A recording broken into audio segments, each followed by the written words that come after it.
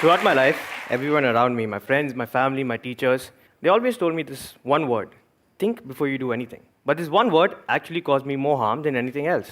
But then I came across these two words. And I soon realized that these two words are actually really helping me what I want to do. So I'm going to tell you guys my story and tell you how these two words have really helped me shape my life. When I was in school, I used to think before I would raise my hand to ask the teacher a question. I would think before answering the questions in my own words. I would think before doing anything. And in the process, I didn't end up doing anything at all. But then, in 11th standard, I became extremely fascinated by the concept of filmmaking. The fact that you can take a small little handycam and then show the rest of the world what's inside your head, I thought that's a very, very powerful medium. At the end of high school, I went up to my mom and her best friend, Anu auntie, who always seems to take an active interest in my life. I told them I want to be a filmmaker. And obviously, they weren't very impressed. Because in India, if you want to be anything other than an engineer or a doctor, you're considered a terrorist. They obviously said no. But the sad thing was, they made me do this. Maybe I won't be a successful filmmaker. Maybe I won't make enough money. Maybe I won't make it. Now, this one word got me into a lot of trouble because it got me into this. Now, not that I have anything against engineering, but I hated it. Every minute, every second of it. But something happened in engineering.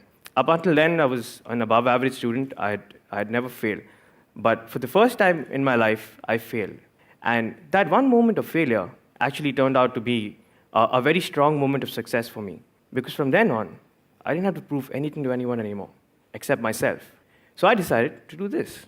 So I took up my handycam again, and I started shooting all my short films, and I started uploading them. And then in 2006, this wild little invention comes along. It lets you upload all your videos at a click of a button, and the rest of the world can see it.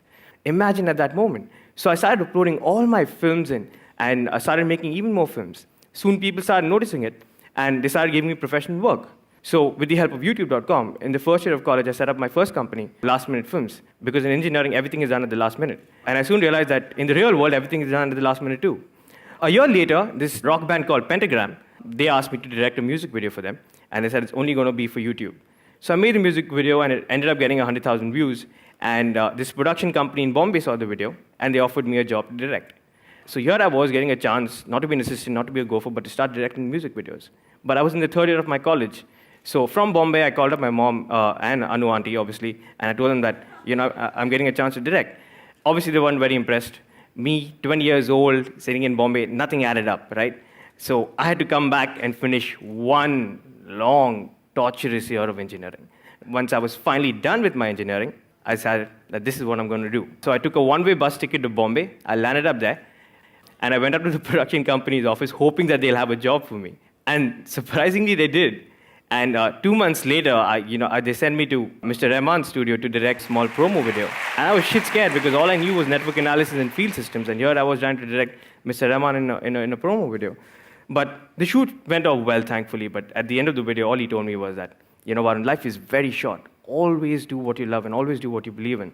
I kept those words for the rest of my life.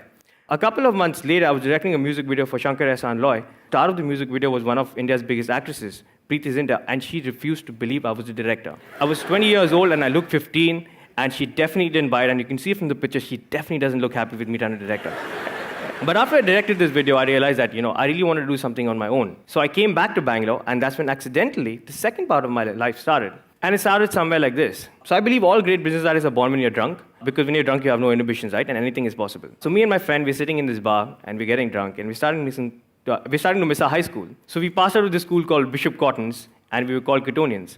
So we were like, you know what? We should get sweatshirts with the word Cottonian written on it. But we were drunk, right? So anything is possible. So we were like, dude, why not this for every school and college in this country?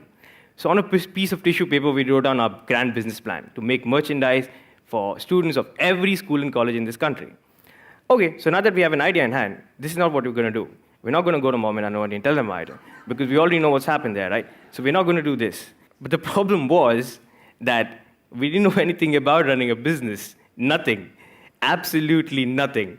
So this is what we're supposed to do. But 4 years of engineering, and they never taught me Microsoft Excel. And I realized that that's the only thing needed. That one software practically defines everyone's life. So, and obviously this caused a lot of problems before, right? This is what we're going to do. So we found this manufacturing friend in a small town in Tripur, and he offered to make us some samples.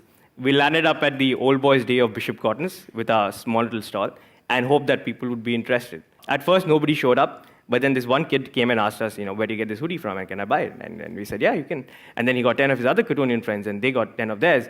And in the first day itself, we ended up selling 2,500 hoodies. So that's when we knew that, yes, we have something in our hands. And the good thing was, when these Cottonian kids started wearing their hoodies and started moving around town, students from other schools and colleges got insecure. So they were like, where do you get that from? And that was our intention. So we knew that they're going to come to us. But then we knew that if we're going to do this for the entire country, we've got to figure out a plan.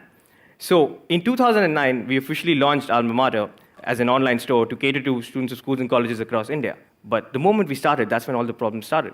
My friends were like, dude, what's wrong with you? Why are you doing this? You should just get a regular job. Why are you taking such a big risk?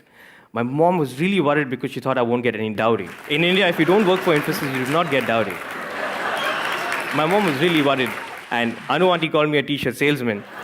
All of this really started playing with my head, and I became really insecure. And I was like, what am I doing? What am I doing? And then I just went back to that one small moment of engineering where I failed. And I thought, I failed in engineering and nothing bad happened. If I fail in this, what's the worst? So we decided to give it a shot. And soon enough, things began to change. We started growing. People started noticing us. They put us on the cover of India's biggest magazine. They wrote more than 50 newspaper articles around us. And this is where Alma Mater is today. So we work with over 3,000 schools and colleges across 200 different cities with over 4 lakh students, all sitting out of that one small office in Bangalore.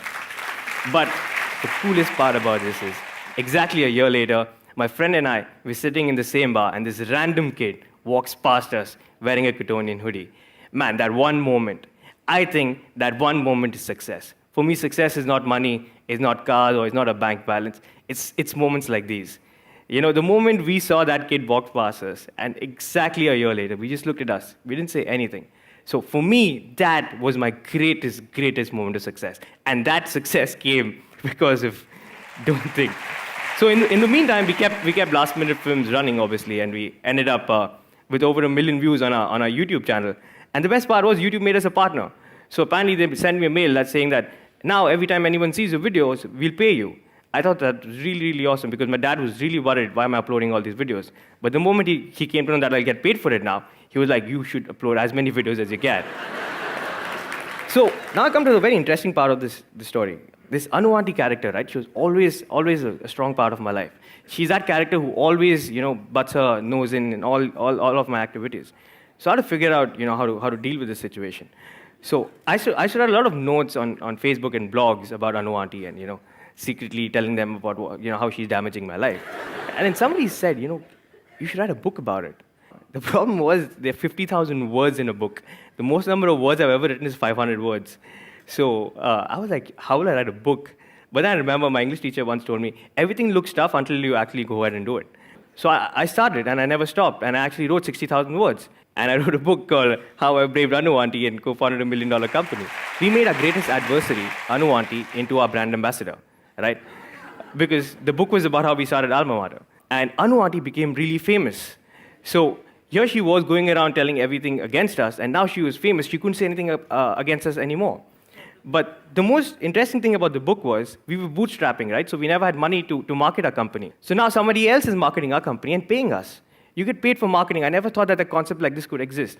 I only realized that you have to pay a lot for marketing. But there's also a way where someone else can pay you to market your very own company. I knew that the book was doing really well because it sold a lot of copies. But the most interesting thing was when I walked into an auto and the auto guy was selling my book. And I took this picture and I sent it to Anu Auntie. And she sent it to all her friends because for her, this was the high point. So I'm going to end my talk with a small little story since Ink is all about stories. It's about 2 gentlemen, Mr. Rajat and Mr. Ashok. So I met Rajat on a plane and he told me this story. They both went to IIT in the 1980s. Then they went to Harvard Business School. Ashok went on to work for Apple. Rajat went on to work for a big consulting firm. Rajat recently came down to India for a business meeting. His car broke down in Calcutta, and they took him to this garage. And he found that the guy who was repairing the car was Ashok. Rajat was shocked. He was like, Ashok, how could you be repairing the car? You're the smartest kid I ever knew. You should probably be the CEO of some company. Then Ashok told him his story. He said, you know what, I worked for Apple for a few years, and I came back to India, made a company that increased fuel efficiency, sold that, and then started this garage because all I really loved was repairing cars with my very own hands. Rajat was the one telling me the story. He told me, Varun, I'm 65 years old. I'm the vice president of my company. My only regret in life is that I didn't live a life that I wanted to live.